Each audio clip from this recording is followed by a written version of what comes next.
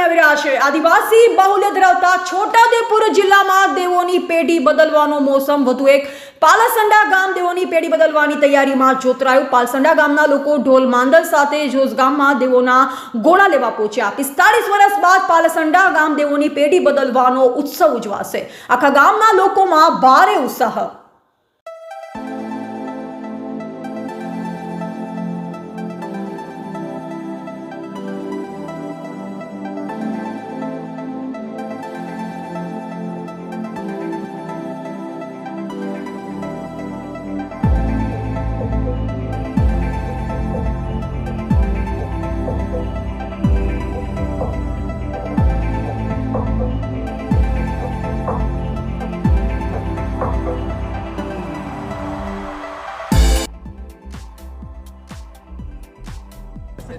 પાલસંડા ગામે આજ રોજ એકથી અમો જે દેવ પેઢી બદલવાનું કામ કરી રહ્યા છે, શરૂઆત કરી રહ્યા છે, તે અમારા પૂર્વ 45 વર્ષ અગાઉ જે પૂર્વજોએ કરેલું હતું એમાં આજ રોજ અમે નવી પેઢી બદલવા માટે જે અમારા આદિવાસી વિસ્તારના અને બધા જ ગામના આગેવાનો તેમજ ગ્રામજનોએ ખુશીથી અમે સુભાષભાઈ વરિયાભાઈ જોજ સુભાષ વરિયા જોજને ત્યાં અમે આવેલા છે અને ઘોડા લેવા માટે આવેલા છે અને આ ઘોડા અમે પાલસંડા ગામે લઈ જઈ અને અમારે જે દેવદેવીઓ છે, સાંસ્કૃતિક પરંપરા છે, ત્યાં અમે લઈ જઈને મૂકવાના છે અને સેવા કરવાના છે। અને એ કે અમારી જે આદિવાસી વિસ્તારના જે બદલવા માટેનો અમારો કાર્યક્રમ છે એ અમે કેટલા દિવસ ચાલશે? 11 દિવસ, આપણે 9 દિવસ।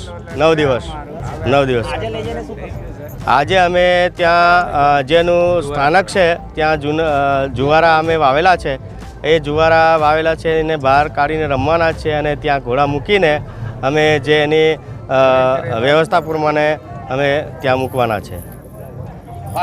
પાલસંડા